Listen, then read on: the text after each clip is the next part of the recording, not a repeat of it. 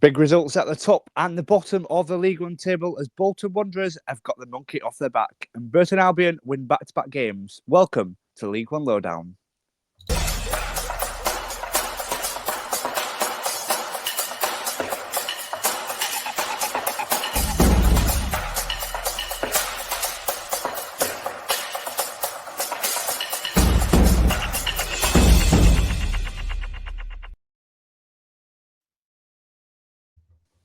Hello and welcome to the League One Lowdown review episode with myself, Seb Jones, joined as ever by Jamie Johnson. Jamie, how are you doing? Yeah, I'm good, thank you, Seb. How are you? Good, thank you. I know Jamie's spent a bit of time abroad in the past week or so, so I bet you're delighted to come back to the British weather in the past couple of days.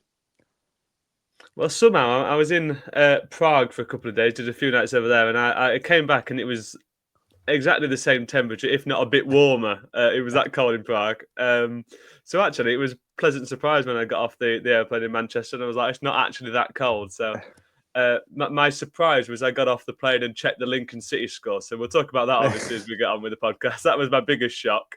I thought Yeah. I'd sort of got off the plane in a different time zone, in a different world. But no, yeah, it was a nice few days and straight back onto it though. Yes, exactly that. You teased it very, very nicely in terms of one of the surprising games that we'll get into a little bit later on. Just to note as well that this is our usual preview episode, but lucky for you guys, because there's so much to talk about in this game week, and there's a full round of fixtures in midweek, we've decided to create an extra bonus episode, which is a bonus preview episode, which will be done by myself and Jamie, chatting all things about the Tuesday night fixtures in League One. So check out that as well. So that means that this episode is purely about the weekend results. And we'll be digesting because so much happened. Really, we just want to give it the That's time the thing. it deserves. We have this sort of midweek fixture list fairly often, but we looked at this one and it's like there's so many big games that we need to give it the time it deserves. So this is going out of our usual slot on the Monday, and then pretty soon afterwards, you'll have our bonus preview episode ready for Tuesday night. So an extra episode for no charge, and also I don't know why we do it for the money. But yeah, an extra episode this week for you all. Certainly so. And just a reminder as well, if you've not already, just to hit that subscribe button on YouTube. Our subscriber numbers are growing rapidly. We'll crack on with some of the League One games. As I said, lots to talk about. And we'll start with Huddersfield against Bolton. Now, since me and Jamie last met, we discussed so heavily last week in terms of Ian Evatt, his positions at risk, blah, blah, blah, blah. Well, Ian Evatt's now no longer at Bolton Wanderers.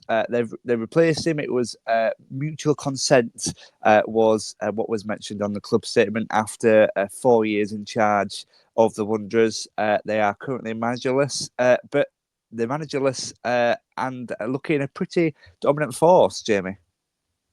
Yeah, well, you said the manager. That's obviously the academy trio: Julian, Darby, Andy Taylor, and Andrew Tutt were the three that took over. It seemed like Darby was the one that was sort of the figurehead of the three. But yeah, so Ian Evatt left. Obviously, they did a great job, Sam and Callum, in talking about that last week. But it was a surprise. I think that it happened so soon. Perhaps I guess it's worth talking before we sort of get into the game itself. That I know we said a couple of weeks ago that. If it's a poor result against Cambridge, when it was really, and then a poor result against Charlton and then Huddersfield, he'd be in trouble. But it was only the Charlton game that it did for him in the end. So it was a surprise it happened as soon as it did, even though we sort of half expected it, if you like. Yeah, no, I absolutely agree. Really, I think it was one of those that just kept rumbling on, and it kept rumbling on, and you thought, is it going to happen at any point? You know, will it come? And eventually it did, but I think that was more of the surprise. You know, the time it came, given that it probably could have happened in October, November time when Bolton were on a bit of a slump of form. But in the end, you know, the club brought out the statement sort of backing Evatt around December time, and then manager, it's a tough job, you know, it's a results-based industry, and Bolton just weren't getting the results, and ultimately he's not there anymore. But yeah, as you said, sort of the trio of the academy coaches took the reins against Huddersfield, and I'm sure the Bolton fans will be happy if they carry on taking the reins, because it turns out pretty good for them, didn't it? Yeah, it's a really huge win, this one. It looked a decent, sort of a solid away performance as well on paper, but it didn't really matter how they did it. Just a win of any kind would have done. And this one, yeah, it feels really important. It was Aaron Collins with the second half goal, and it's the first league win in 4, the first clean sheet in League One in 6 games. And I wanted to bring out a couple of the quotes Derby said post-match, but I guess we'll come to that in a minute, because just on the win itself, Seb, it is, like you said yourself, it's a really sentimental victory as much as it is a seminal victory as well. Yeah, absolutely. I think because of the sort of what's the word for it? Just the sort of the lack of atmosphere, not atmosphere, just lack of support, and it's all been a bit. It's like negative, really. the bad Muse music, if you like the mood Exactly, music yeah. around the place was really awful these last few weeks. It's just so negative, really. Results wise, and Ian Evatt coming out and calling out some of his players as well. It's something you never like to see. But when stuff like that happens, it's only one way, really. And I think Bolton needed this result, to come back under the obviously interim charge of the 3 academy coaches. They needed this, really. They needed something to just move on into the next chapter, really. Ian Evatt's been there a long time, and rightly so.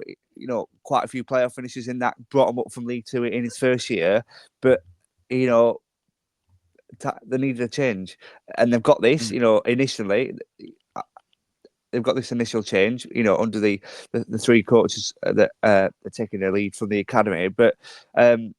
Yeah, I think that they needed to win. It sort of signified change and just something to be positive about around the club. I think there's been so much negativity, so much, just such a bad feeling around that club recently. That a win is exactly what the doctor ordered, really, in terms of 3 points, in terms of fan morale, in terms of just getting everyone back on board with it, really. Against a good Huddersfield side as well, away from home. Clean sheet, solid performance, as you said. It's just perfect start, really, for the interim managers. Whether how long they'll be in, we're not sure. I doubt they'll be sort of a permanent fixture, but they've done the best, and I'm sure every Bolton fan will be very happy, very pleased with what they saw, results wise and performance wise, at the weekend. Yeah, no, I'd agree with that. I mean, to do it against Huddersfield as well, as you mentioned, it's their first loss in 8. Their last defeat was against Bolton in the EFL Trophy, but in the league they were 16 unbeaten before this, and to beat anyone in the division, being in the state they were, with sort of interim charge, and it's that. I guess the bonus is it's that sort of siege mentality around the place, and they've nothing to lose with the interim managers in charge, and they've got that cloud lifted over them, if you like.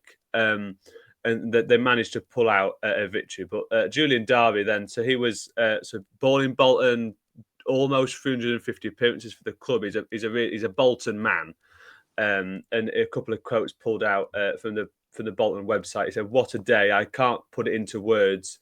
It's a bit of a dream come true." And then the other bit I thought was really quite interesting, and you sort of read between the lines. He said, "The staff have been put through the ringer with a lot of negativity around, so I'm delighted for them." And I thought that was telling, if you like. Yeah.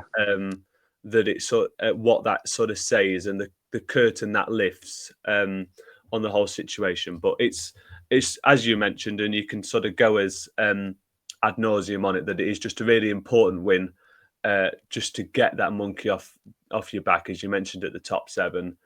For Bolton, it is really, really significant. Yeah, absolutely, for sure. And Bolton, they're in 9th place, and because of results elsewhere, they're only 1 point away from the playoff places, which they can't write off the season just yet. Especially with that. Well, solid it's far result. from over, isn't it? I think that Absolutely, might be the reason they've made the decision this sort of stage, because they don't want it to worsen, do they? And they've got a chance now. If they bring someone in the next couple of weeks, it can give that real sort of injection to push towards the playoffs.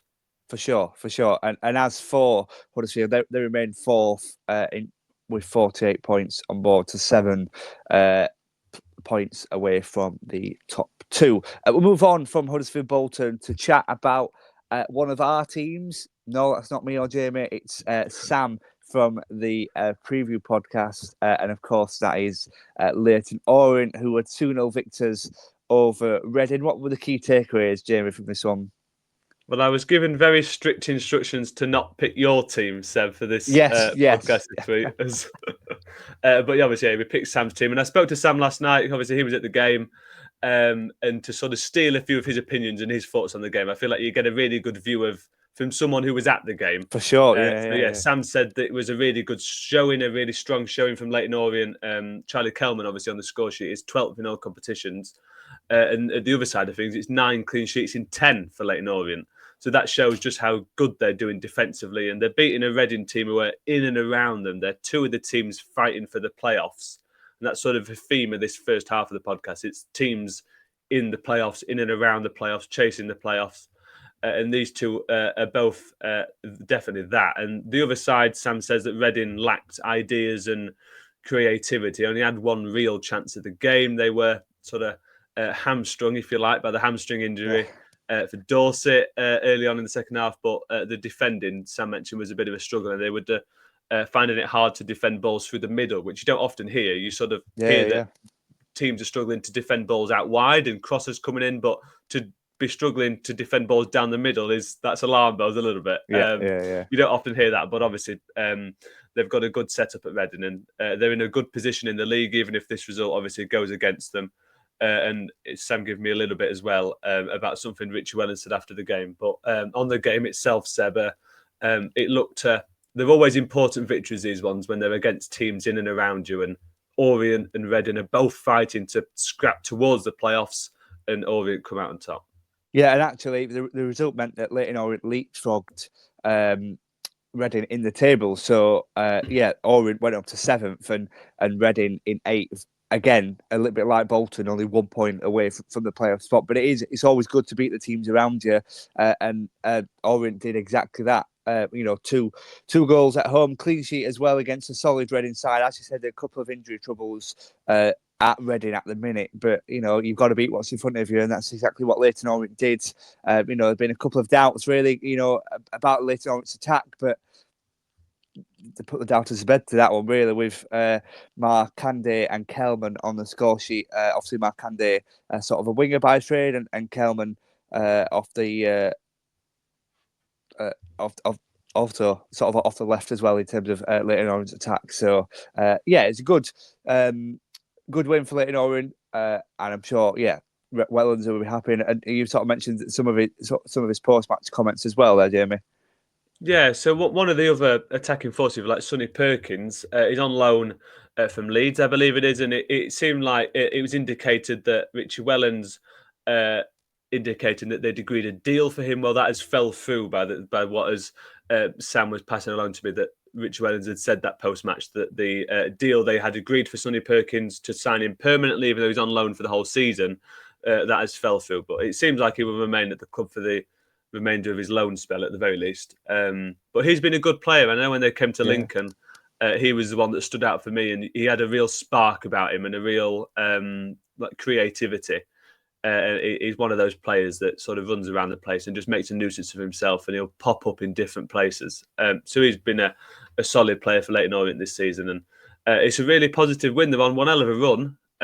I know we spoke, and it was something I guess that the last point we'll make is that when we were talking on our Christmas special, just the last Saturday or whatever it was before Christmas, that Leyton Orient, Sam mentioned that he thought they were going to go on a run, and I think a couple of us might have laughed at him and thought they could go on a bit of a run, but nothing too crazy. And since then, they've sort of blown everyone out of the water, and they are on an incredible run.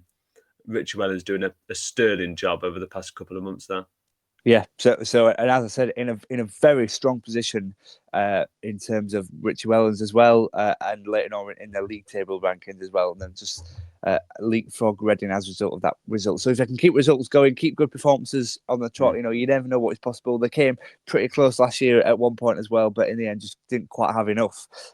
But they'll be hoping to go one better this time round. That's Leyton Orient, obviously under the management of Richie Wellens. And just finally on Reading, we mentioned this when he took over, but Noel Hunt took over when Reading were in the playoff spots, and they have sort of slowly just dropped a little bit. I wouldn't be surprised if that sort of downfall just carried on, but not obviously not sort of the relegation zone sort of thing. The thing is, they're still in and around, aren't they? They're still sort of picking up results. And I think the thing we read in it, I mean, over the last couple of managers, they've been great at home. And that is what sort of kept them in fights. And they're still up there. Yeah, I mean, I know we both said it at the time, and we agreed that we expect them to slip towards mid-table. And it'd be interesting to see if that does sort of come to pass. But at the minute, they're still in and around, even if this is a result sending them in the wrong direction. Yeah, oh, for sure. Absolutely. We'll move on to the next one. And something that you sort of teed up nicely earlier, Jamie, in terms of Lincoln playing home to Peterborough. Peterborough United, obviously, on a very poor run at the minute. We'll come on to that a little bit later on. But to start with, Lincoln scored 5 goals in one game, Jamie. What's going on here? Well, I just wrote "wow" was what I wrote on my notes for this one. I mean, who knew what it took for Lincoln to score a few goals? It was to me to be on in a plane Well, crying across so, Europe. I mean, that's what it takes. So, if anyone thinks that was the key to success, do let me know, and I'll go on some more holidays. But I mean, it's unbelievable. As I say, I sort of landed and thought, I'll check all the football scores at it because it was just after 5 o'clock, so all the games had just sort of finished, and I was skimming through, and this one, Lincoln far, and I went, nah, can't be right.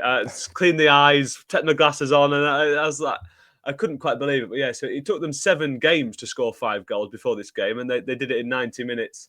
In this one, it was first goals for Tom Bayliss, a really superb free kick. I don't know if you've seen that, but a really gorgeous curling free kick. And Dom Jeffries as well, opened his Lincoln account. And Freddie Draper on the score sheet, someone who has come under a bit of fire, if you like. Him and Jovan McCalmont sort of shared the blame up top in terms of the young strikers not quite performing. He got a goal, which is nice for him because he puts in a lot of work off the ball, and it's nice to see that rewarded with a goal.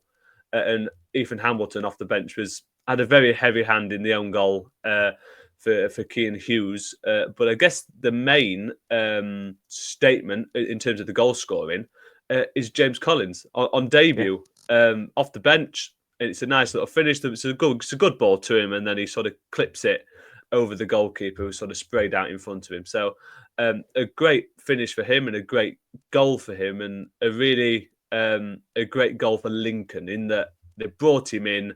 It sort of goes against the model, which is sort of bringing young players. The Jez Jaws, the director of football, his model of bringing in young players, building them up, setting them on.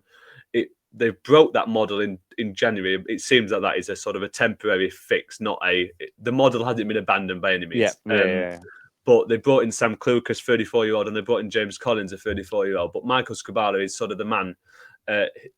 He was hunting an experienced striker, and that's what he's got in James Collins. And he's proven that immediately off the bat. And back-to-back wins isn't something I expected to say a couple of weeks ago, watching Lincoln against Bolton in that AFL Trophy game in the second half, and sort of the last few games before they've spurred themselves onto this run. But that game against Northampton last week, we know we spoke about it at the time. It didn't matter how that win came; they just need to get a win, and they got it. And then a few days later, a week later, they're winning 5-1, and they're earning, deserving victories in this one. So yeah, very impressive for Lincoln, and they've turned that corner, it seems, which is obviously fantastic for them.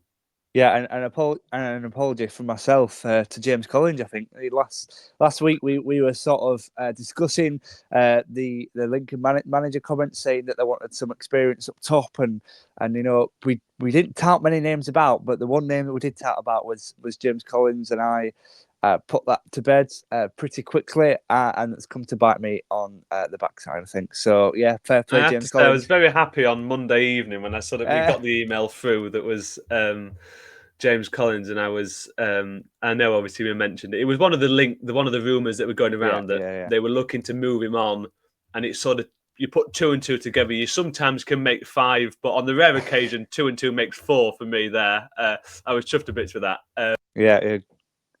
Obviously the first game you can't read too much into it, off the bench, but he scored, and it's that the mental side of it as well for the fans and for everyone around the club, that they've scored 5 goals, and the new striker they brought in to score the goals has got one as well. But it's all pointing in the right direction. And for him personally, obviously not having the game time at Derby, he'll be more than pleased. I know, as you said, sort of just off the bench, I think is about right for your first appearance. But getting on that score sheet and hoping to play more consistently than he has done Derby so far this season, having played such a crucial role for them last season in their promotion season.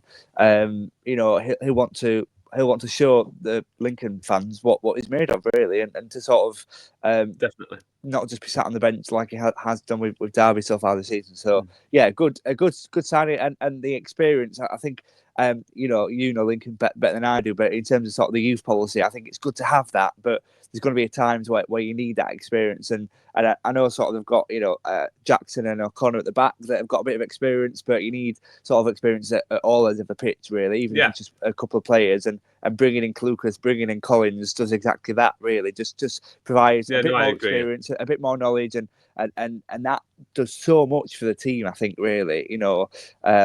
Rather than just having it full of youngsters, I think it's a clever signing, both in terms of his final delivery, in terms of goals, etc., but also more of the team, in terms of that experience that he does bring. So I think it's a very clever signing for both aspects, really.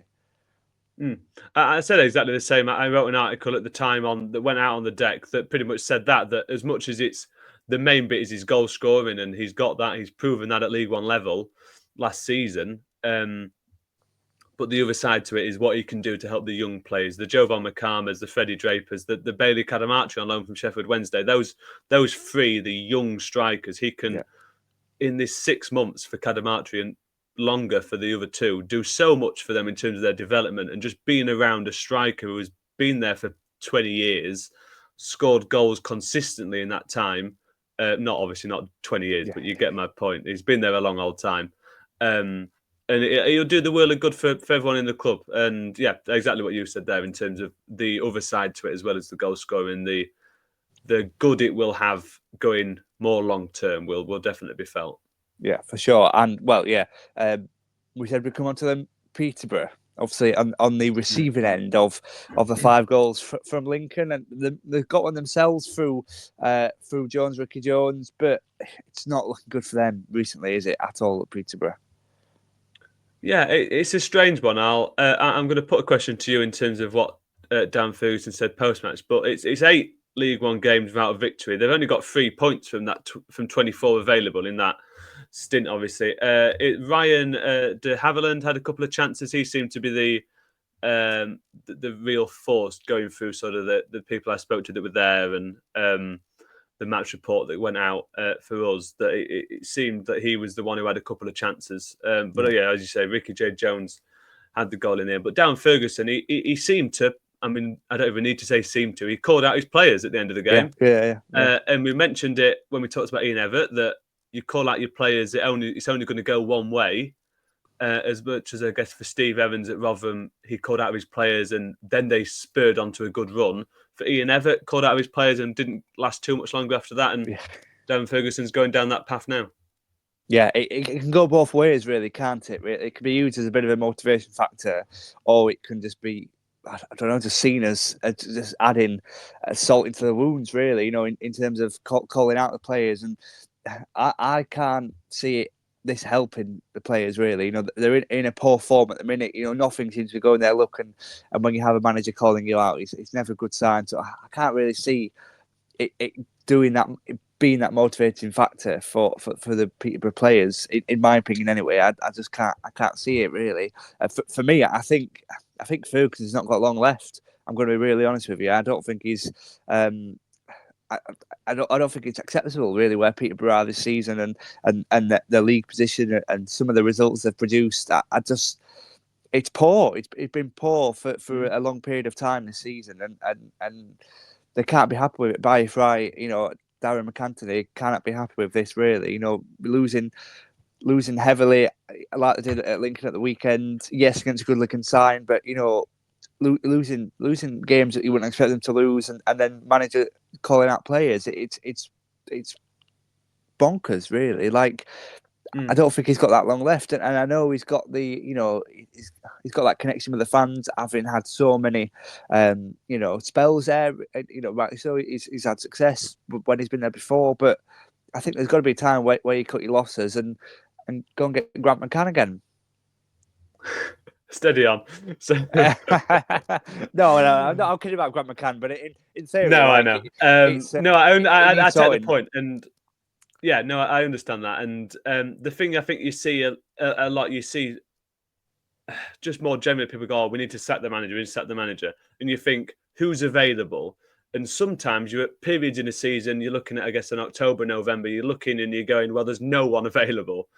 At the minute, there are managers available. I mean, Bolton, obviously they're hunting for a manager. They spoke about it on the preview episode, Sam and Callum, and they threw out 4 or 5 names, and that's the tip of the iceberg, really, in terms of that job. And those names can be transferred to the Peterborough job, and there'll be names from lower divisions that can come up and that sort of thing. So we're in a space at the minute where there's lots of managers on the market out of work or at teams lower down that could be brought up. So we're not in a period of time where the argument can be made that, well, the grass isn't always greener because there's no one available, because there's League One proven managers out there. Des Buckingham, Stephen Schumacher, sort of Ryan Lowe off the top of the head. There are managers out there available. I'm not one, I never like to sort of call for a manager to be sacked, but I understand exactly what you mean, Seb, in that it's just dire. And I read out the stat that they've only 3 points from the last 24 available, and that it can't go on for much longer than that. And they're in a relegation fight now. I mean, there is that buffer, and we'll talk about that more in the second half, between the teams in the relegation zone and Northampton, that 6-point buffer. But 6 points is only 2 games, and they've all got to play each other, really, in the second half of the season. So it needs turning around quite sharpish, really. And it's just a really confusing situation, because he did so well to pick them back up after that playoff shock against Sheffield Wednesday a couple of seasons ago. That huge turnaround. Was it 4-0, I think, after the first leg? And they then lost in the second leg at Hillsborough and lost on penalties. And that was the bit where it's like, oh, well, if you can pick your team up from that, you can pick them up from anything. And he solidated the base in terms of the players he brought in, kept their first clean sheet last time out with 3 of the 4 defenders' new signings, and then goes and ships 5 against Lincoln. So something's not adding up, and it's the last resort, the last ingredient you look at, and you go, well, the manager. But I mean, we always keep going back to the recruitment in the summer and the fact that they let too many go, perhaps. But even still, they shouldn't be as low as they are. So yeah, I'm not going to go as far as you. I'm going to sit firmly on the fence for at least another week. But yeah, I think something needs to turn around. Obviously, something needs to turn around really, really quickly in terms of Peterborough. Yeah, I mean, we've seen that sort of when Bolton. Well, what's happened with Bolton when they were under Ian Evatt, and they got rid of Ian Evatt, and straight away they've had sort of an instant bounce back, if you like. So yeah, I'm not saying the same is going to happen at Peterborough, but there's a strong, sometimes all it takes is just one change, and sometimes that change is the manager. So yeah, I can see where you're coming from as well. We'll agree to disagree, but I think Ferguson he's only been saved because of his history with the club. I think that's the only reason keeping him there. A little bit like Ian Evatt, in terms of Evatt was only being kept there because of what he's done and the journey he's been on. I feel that's similar sort of vibes with Ferguson at Peterborough. Is what I think. But you can have your thing. Let us know. Drop a comment if you're watching this on YouTube. We're going to take a short break, and we'll be back to discuss the clubs involved in the bottom end of the League One table. See you in a moment.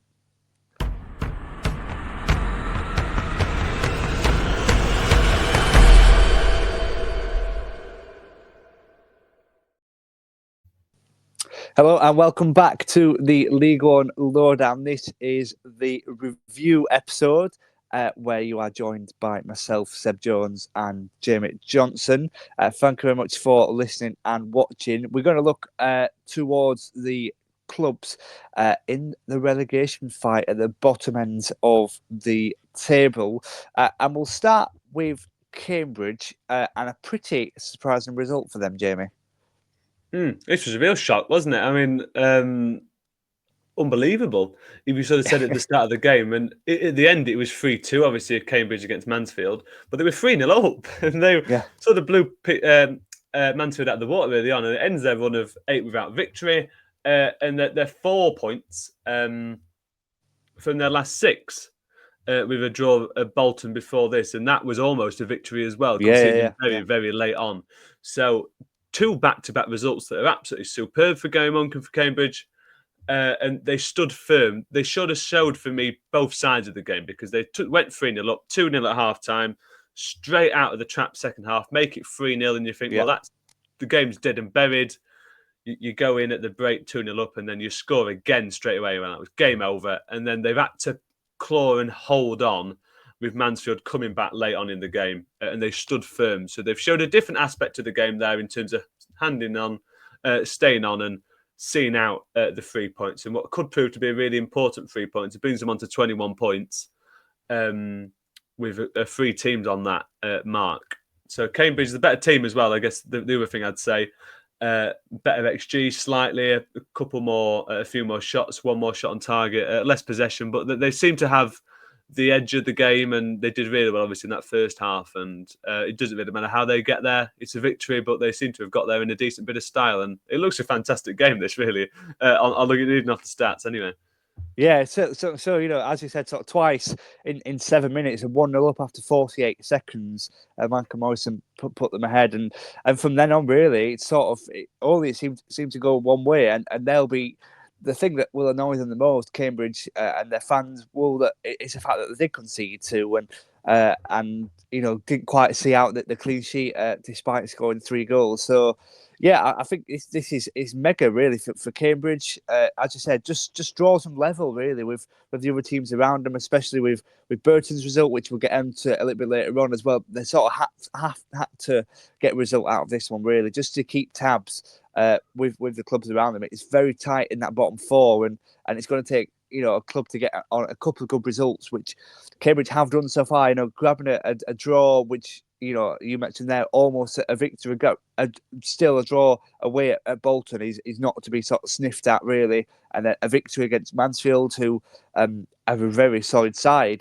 They are getting a couple of good runs, a couple of good games on a bit of a run together at Cambridge. So yeah, they just need to carry on that, really. But yeah, very, very impressed. In terms of not only with the result itself, I guess Samina, as you said, coming out quick at the start of the first half, and then coming out quick at the start of the second half as well. Almost just catching them cold, really, when Mansfield didn't expect. And that is the way to do it. Nigel Clough, Mansfield very organised, very good players within his ranks as well, and he'll be very disappointed with that. But we've got to credit it from a Cambridge point of view. Yeah, well, you say obviously that they're well organised, but they're conceding too many goals for me, Mansfield. It's 7 they've conceded in their last 3. All of those games defeat, including the FA Cup against Wigan, and they're sort of shipping goals, and you can't afford to do that. They've got goals going forward. Lee Gregory's obviously been really impressive for them this season, but they haven't got an unbelievable goal score. They're not sort of throwing up goals constantly. Whereas there seemed to be, at the minute at least, shipping quite a few goals, and they went on that really good run. They had that really dreadful run, and they bounced back, went on this stellar few weeks, and then immediately back on a bad run. They just seem to be flip-flopping between the two. And this, you got to feel, is a disappointing one. Away at Cambridge, obviously down at the bottom end of the table, and even if they have got that positive result leading into this game, you still, as a Mansfield, expecting to take something out of the game. But all credit, as you mentioned, to Cambridge. Though Mansfield, I've got a couple of doubts over at the minute. Yeah, I do get that. The setup, Mansfield set in a 3-5-2, and I don't think there's enough pace in that back line. So they've got the back 3 of Alfie Kigor, Aidan Flint, and Deji Oshalaja. Yes, they're experienced back line, and we spoke about the importance of experienced players, especially in a League One side. There just isn't a lot of pace, and especially when you're playing with a back 3, you're going to get caught. I think really too much. You're going to get caught, and I'm not saying they need to bring another defender in, because these are quality defenders, solid League One defenders that have been around the block a while, but. I don't know. I think a lack of pace is probably not. It's causing issues at the back, really. Yeah, I think that's an interesting point, and that is, it's not always something you sort of think of immediately, isn't it? So I take that point, and I think that is quite an important one. I mean, Cambridge aren't blessed with pace, really, are they? And they've put 3 past them. I think that's interesting. Yeah, I'd agree with that, actually. I'm good. I'm glad to do. It's a change. Yeah. Absolutely does. Yeah, but I guess sort of just to summarise this one, then I mean, I guess the other thing actually, I guess to jump in is that obviously it's within January, and immediately as you think you find a Podham in a team, and you go, well, sign someone. You know what I mean? And they brought in. I just had a quick look at the transfer they have, and the only one they've had a few players return from loans. But the only player they've brought in is Matthew Craig, who didn't feature in this game. A couple of sub appearances so far, and he's a superb central midfielder, obviously at Barnsley and at Doncaster before that, and he did a superb job with us. And it's a bit of a strange one for me that he isn't playing. You bring him in January. They seem to have beaten 2 or 3 teams to get to him. Yeah. And he's not been thrown in straight away. That comes as a surprise to me. But yeah, perhaps that is the solution. You always look in January and think, well, maybe they need to bring someone in. But I don't think it's panic stations by any means, because they're still doing better than anyone expected, really. Yeah. At the end of the day. And Nigel Clough knows what he's doing, if you like. So I don't think it's the worst situation in the world, even though obviously 3 losses in a row, it's got to be mentioned and got to be talked about. But yeah, I guess put in the overall perspective, it's not as bad as it at least immediately sounds. Yeah, you mentioned Matt Craig as well. He wasn't involved in the matchday squad for Mansfield this time. Again, sort of just find that as a point. And they beat so many clubs to this, that they obviously fought off to get him, and he's not been involved as he would have liked, and I guess we would have liked, because he's a good player that deserves to play at League One level. He just got beaten out by other options at Barnsley. So we'll go from one surprising result to another, and I sort of teased this a little bit earlier on in terms of Burton Albion, and they were at home to Rotherham. Rotherham themselves have been on a pretty good run of form. They put 4 past Charlton at home last week end, but not able to do the same this time round. Jamie. Yeah, we'll start with Rotherham then. Yeah, it's a shock result for me, this one. There were 6 all competition games unbeaten. You mentioned the 4-2 win over Charlton. Well, that scoreline's been reversed, hasn't it? And they've lost 4-2 here to Burton. Lewis Sibley, after the game, Gary Bowyer, Burton manager, admitted that they were in the race for him. He signed for Rotherham, scored in this game.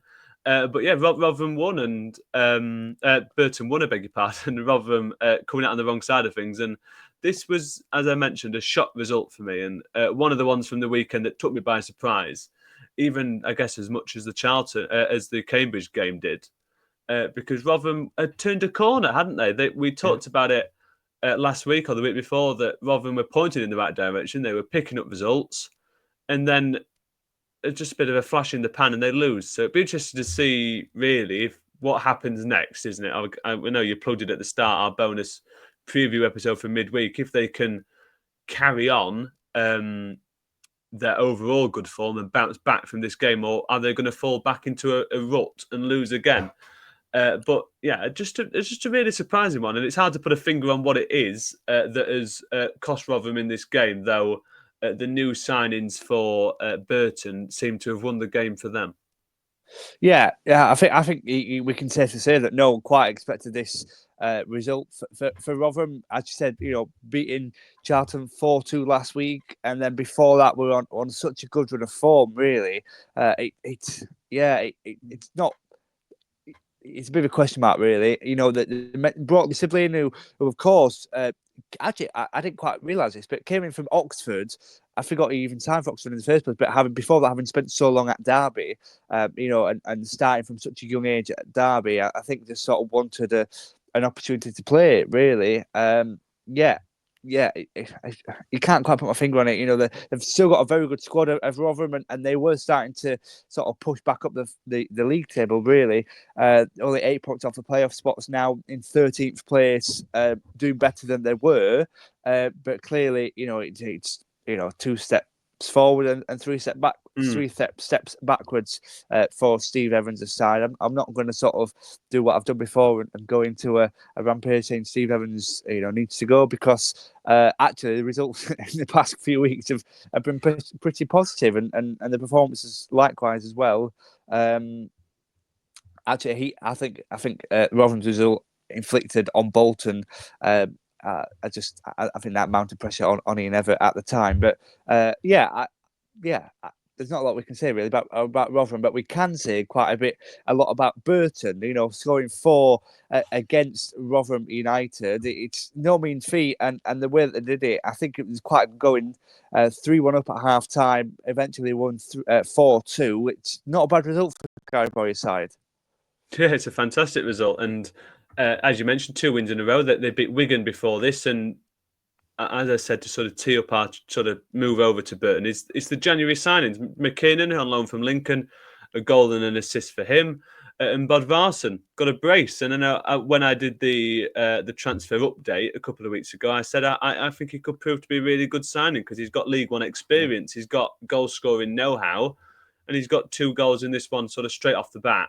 Gary Bowyer mentioned after beating Wigan in midweek that he'd used the example of the Wigan Warriors, who share a ground with Wigan, to inspire his team on. It was a BBC article I was reading. I was going to ask you, what do you think he mentioned this time? Is there anything from Rotherham that would inspire victory? I know Howard Webb's from Rotherham, isn't he? But that was as much as I could come up with. Chuckle David Brothers Seaman's maybe from Rotherham, isn't he? Chuckle Brothers as well. I bet Rotherham fans were feeling like they were watching Chuckle Brothers at times, But they could use that for some passing triangles, just going to me to you, couldn't they? But I joke obviously about that. But it's a really impressive victory, and to do it back to back as well, I think is the other important part of it, because beating Wigan, you hope that it's not just going to be a one-off, and they can really sort to start to turn their season around. And another victory here puts them onto 21 points, the same as Cambridge and the same as one of the teams we'll talk about in our final game. They're giving themselves a chance. And all the teams down there, they're all picking up points sort of every so often. They'll lose a game, lose a couple, then win one. And no one's gaining ground of that bottom 4. But they're still in the fight. And that is all that matters at this stage. Yeah, and for Burton as well, obviously 4 goals. 2 of them came from John Daddy Bodvarsson on his home debut, the Icelandic striker. I think it's probably the quality that Burton need in that top end of the pitch. I know you spoke about him, I think, in the roundup video they did a couple of weeks ago for the deck. It's a focal point that they need. He's played it in his league before. He was at Wrexham beforehand. He's played for Millwall in the Championship. He's played for Wolves before that in the Champ as well. So he's been around English football a lot. He's been around the international scene with Iceland a lot. He just brings, yet again, that experience, that know-how, and ultimately a finisher at the top end of the pitch, which you need when you are Burton Albion fighting for the position you are. I think it's a great signing, and obviously it's got straight to got the ground running on his home debut. And so I think that massive kudos to him for grabbing the 2 goals at important times as well.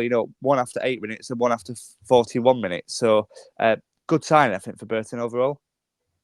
Yeah, no, I said exactly the same. Everyone wants a goal scorer. In January, everyone's trying to sign a goal scorer. I mean, Huddersfield signed Joe Taylor. Lincoln, as you mentioned earlier on, got James Collins, and Burton have got Bodvarsson, 64 caps for Iceland. I remember that stat from my roundup a couple of weeks ago. And he's hit the ground running, which is what you want, these sort of January signings, to be impact signings and make an instant impression. And he's definitely done that. He's been there and done it. You mentioned a few of the clubs he's been at, Bolton as well, I think, as well. As one of the other teams on his resume. He's been everywhere. And he's scored everywhere he's been. And in League One especially, he's proven that goal-scoring ability. And I expect him to keep going for Burton. And that is the ingredient that, for me, puts them above those other 2 teams in there. We've Cambridge, obviously, I know they've won, and Crawley will mention it in a moment. But a signing like that, and JJ McKinnon on loan from Lincoln has impressed when he's played sparingly, did well in this one. They've got a couple of ingredients there that pushes a team on and can really help them break away from that pack down in the relegation zone, I think. And they have a good backup in Danny Lawson. I think his he's not played a lot, but when he's come off the bench, I think his shot on target to shot ratio is one of the highest in the league. I think he's had 5 shots all season and had 4 goals. So when he's on the pitch, when he does get the opportunity, clearly he's someone that can take these chances. And sort of at the minute he's been playing a bit of a second fiddle to Bodvarsson, but clearly when you bring this sort of player off the bench that has such a good record, shot on target record, then it's not bad to have it as a second choice. So yeah, great result for Burton Albion for sure. Just finally, just on this one, I'm not sure if you've seen this, but Steve Evans was interviewed after the game by BBC Radio Sheffield, and he just said we were the best team for 2.5 minutes. And I think that probably sums up Rotherham's performance at Burton Albion on Saturday. We'll move on to our final game of the weekend, and that was Stockport at home to Crawley. And I think this probably went the way we expected. It went in favour of the home side, but leaves a lot of questions for Crawley, Jamie. Yes, that it does. They are the other team, as I mentioned a couple of times, on 21 points, just one ahead of bottom side Shrewsbury. And it's 7 unbeaten, 7 winless. I beg your pardon. I wish it was 7 unbeaten. They'd be wishing that, wouldn't they? They won't be this far down. Winless. Yeah, definitely. 7 winless games, 1 win in 9. If you stretch that a little bit further, but the worst aspect of this for me is the 0 shots on target. That stat that they didn't manage to test the goalkeeper once in this game, and I mean, you do that, you have to lose the game. It's impossible to win a game of football if you don't have a shot on target. Yeah. And it's as simple as that. If they're not going to create and they're not going to put efforts on goal, then there's no point turning up, if you like. And but you have to, I guess the other side to it is you have to give credit to Stockport. They've you don't know if the wheels are going to fall off when Louis Barry leaves, but it haven't really at all. And they've battered them here. They've 2 XG, bang on, 2.00 XG, and they've scored 2 goals, 15 shots, 5 on target. And they've but at least on the look of that sort of side of things, they've played them off the park a little bit. Yeah. And Crawley will be. You don't go to Stockport and expect to win. It's a tough place to go, but you probably don't expect to go there and we're going to get 3 points, but you expect to be competitive. Yeah. And I just can't get past the fact they've not had a shot on target in this game. That is a real danger sign in terms of any sort of fight they can mount in a relegation fight. Yeah, no, that is really poor, really, because it's all cliche. If you don't shoot, you don't score, and obviously they've not shot, so they can't score. So it just doesn't add up, really, and they're going to struggle if they're not scoring goals, really. If they're not having any opportunities at goal, then the result is only going to go one way, and it's not going to be in their favour. It's really disappointing from Crawley. I'm not saying this lightly, but under Rob Elliott, I'm not sure too much has changed, really. I think that they were one of the poorest sides I've seen this season. That they just didn't have that much about them. But Crawley seemed to almost, when they came to Oakwell, almost just be a walkover, really. Like they didn't have a lot about them, really. And maybe that's because they're punching above their weight a little bit, I'm not really sure, but they've got to fight to stay in this league, and they just aren't doing that. Really, they're just not showing any ounces of scoring. Yeah. I feel like I'm just on repeat every time we chat about Crawley. There's just not a lot to them. They just need to struggle, and they need a goal scorer. But all the goal scorers, I don't think it's the most appealing club to go to, really, in terms of a Crawley point of view. Yeah, it's not Paul. Whereas for Stockport, 15 shots, 5 shots on target. I think they'll be annoyed that it's only 5 shots on target from the 15. Really, there's only 2 goals. Yeah, exactly. The conversion rate isn't great in that one, but at least they're creating the chances. At least they're having these opportunities. And the same just cannot be said for Crawley, really. And they are still, as you said, sort of in that the 23rd, but joint with Burton and Cambridge on 21 points. And yeah, Crawley, I can't see climbing out of that one. I agree. The ones at the bottom, just not looking good, really. As for Stockport, they sort of cement their playoff spot. They're up to 5th now, leapfrog Barnsley. That they play each other in a couple of weeks' time. That'll be a big clash in terms of playoff point of view. And they're 44 points. and 11 off the top two. So Stockport are looking good, still punching above their weight, but still showing no signs of slowing down. Really, as you said, sort of this whole Louis Barry post Louis Barry era, but they're showing as if he's never left. So yeah, the good form continues for Stockport. We move on to the results elsewhere. My team. I'm going to do what I can to not talk about that one. So the three teams, all three. Barnsley lost to Stevenage. I'm going to start with that one, get it out of the way. Dan Kemp scored. I can see you stuttering over it. You just don't want to say the word. Yeah, I don't want to talk about it. Stevenage are probably one of the worst sides I've seen played. I mentioned Crawley, because we could get past them. Whereas Stevenage, they just sat back and just it was horrible. But they grabbed a last minute winner.